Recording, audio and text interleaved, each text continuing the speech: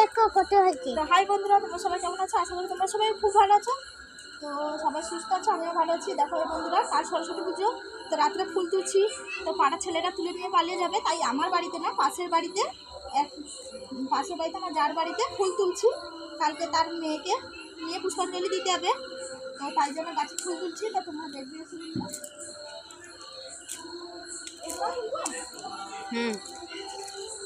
দেখো বন্ধুরা, কত ফুল তুলেছি গাছ থেকে। দেখো বন্ধুরা, আমি পুজো দেব বলে বড়মা সব ফুল উঠে দিচ্ছে। একটাও ফুল থাকে না সকাল হলে, সব রাত্রে এসে তুলে নিয়ে চলে যায় বন্ধুরা। দেখি দেখি হয়েছিল বন্ধুরা, গাছের ফুলগুলো সব তুলে নিচ্ছি। মাকসা কিছু করার নেই।